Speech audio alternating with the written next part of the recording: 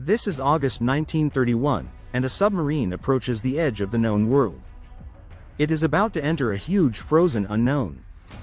A part of the world remains barely mapped. On board is an intrepid group of explorers who dare to uncover the big mysteries in the Arctic. These guys set out not only to reach the top of the world, but rather to find what is hidden below it. In a new type of research device. Suffering in stifling conditions at sub-zero weather, they will forge deep for thousands of kilometers into the ice. But as weeks turn to months, the expedition will go horribly awry. History's centuries of explorers repeatedly made failed attempts to reach the crown of the world. First, they used ships, battled frigid temperatures and treacherous sea ice. Their vessels often became trapped, stranding crews with little hope of rescue. Later, explorers tried with dog sleds or even on foot, often ending tragically. Over the centuries, hundreds of explorers perished. So challenging was the Arctic, that the first undisputed discovery of the North Pole wasn't until 1926. And it was only from the air, in a modified airship that never even touched the ground. So when accomplished explorer Sir Hubert Wilkins planned to set foot on the North Pole, he was convinced there was a better way to do it. The North Pole doesn't lie on a continental landmass like the South Pole. It's actually situated in the middle of the Arctic Ocean amidst waters almost always covered with ice. Wilkins was convinced that a submarine would be the ultimate way to reach the North Pole. And fitted with the latest scientific equipment, it could help solve the Arctic's biggest mysteries. The expedition Wilkins would leave during the summer. First, sailing across the Atlantic, then right up to the Arctic Circle. Further west, his expedition would stretch over 3,000 kilometers. 6 weeks of crisscrossing underneath the ice, coming up to the surface from the depths through any openings, and finally ending in Alaska. For the expedition, Wilkins spent all his savings and borrowed money wherever he could.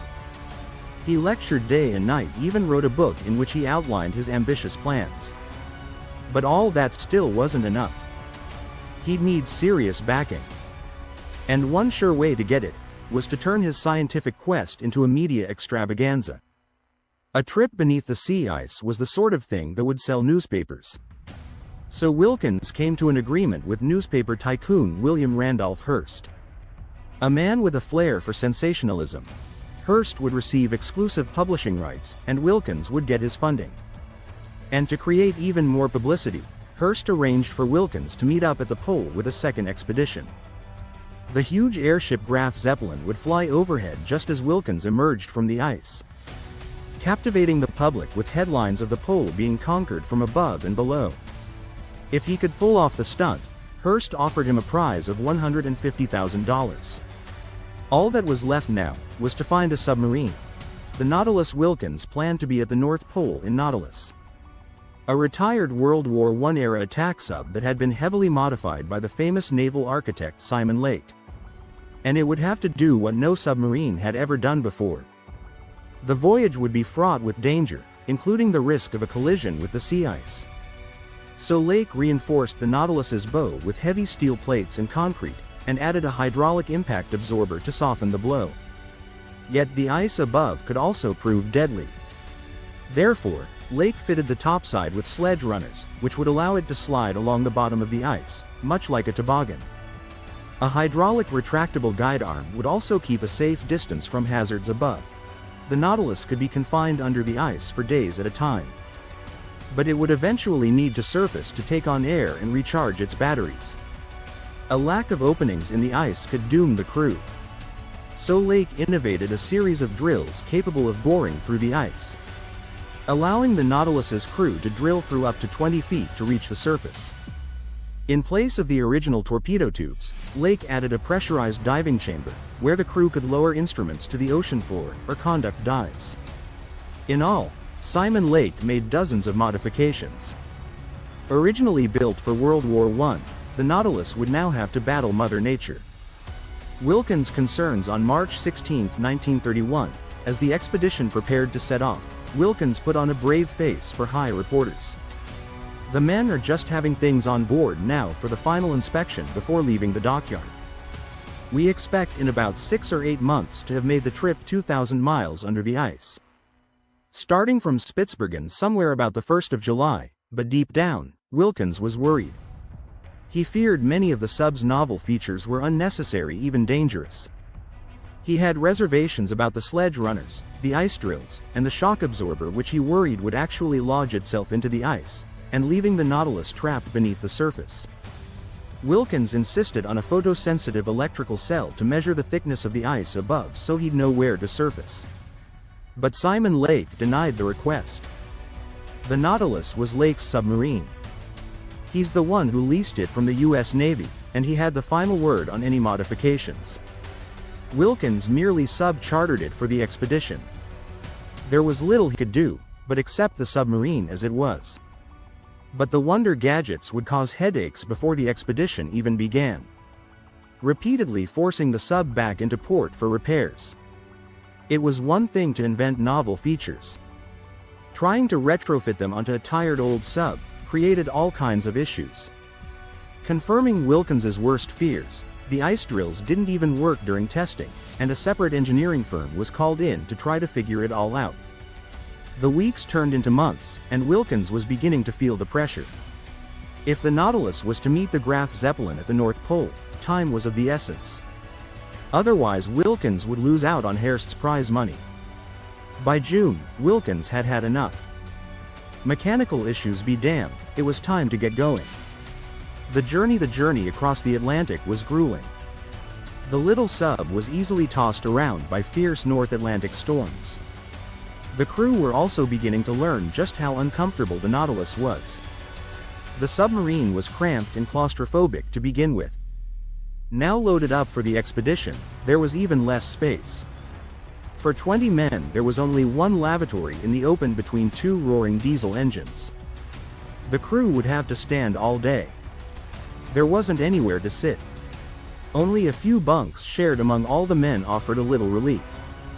Wilkins sent Hearst daily radio updates documenting harrowing journey.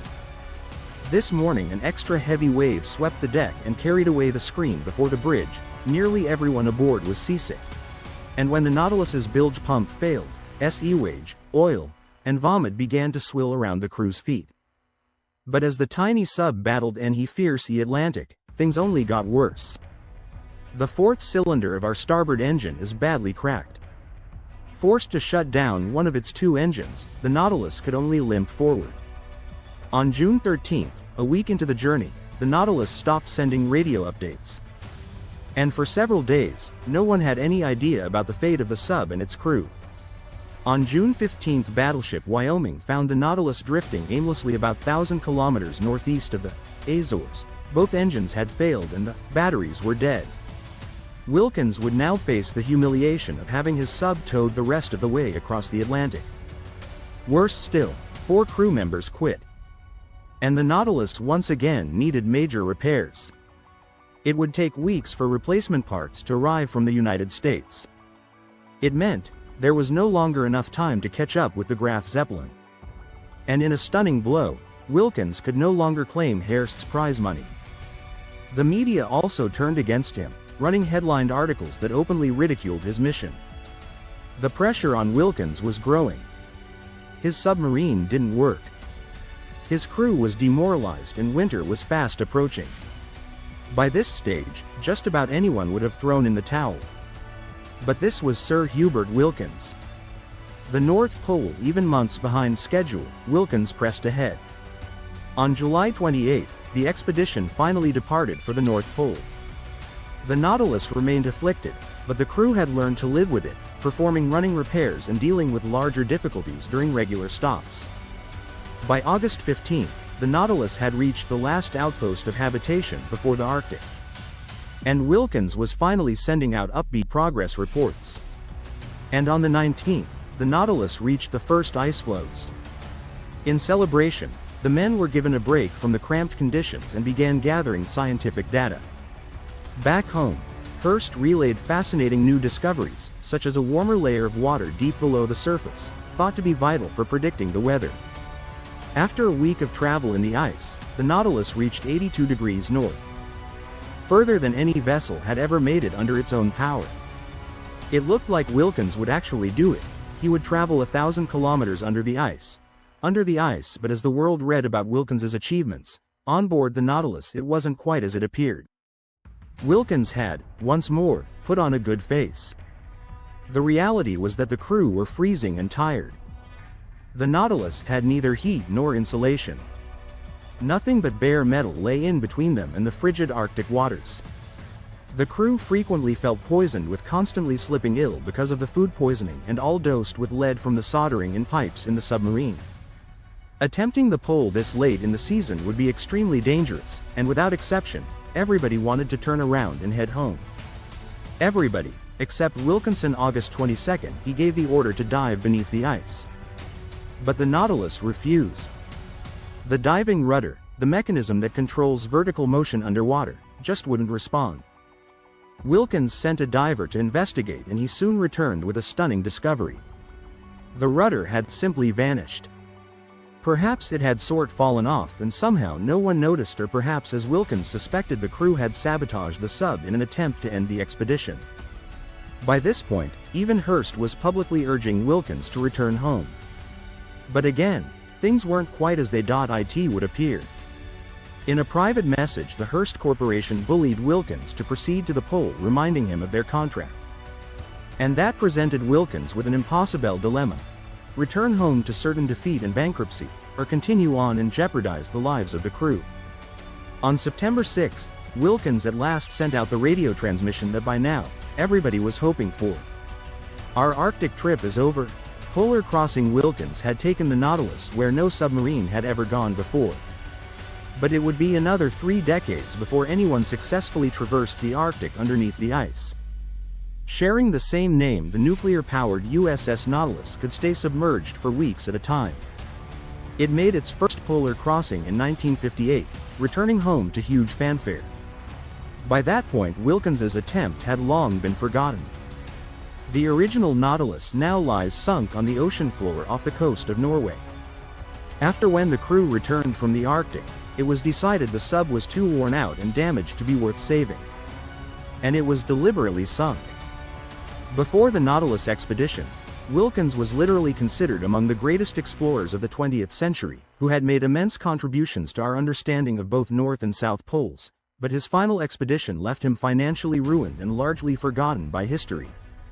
After dying at the age of 70, Wilkins's last request was honored, when the crew of the USS Skate broadcast his ashes at the North Pole.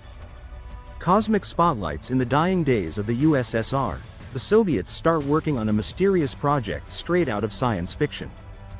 They are getting ready to launch the first in a line of artificial suns. Huge orbiting satellites capable of turning night into day. Lighting huge areas of the planet, powering entire cities, and cultivating plants in the far north. They will turn constant night into daylight. There could eventually be a whole network of those cosmic spotlights. You are talking about something several miles across. It's the final vestige of the old Soviet dream of industrializing space. This is the little-told story of one of the strangest and most intriguing space projects in history.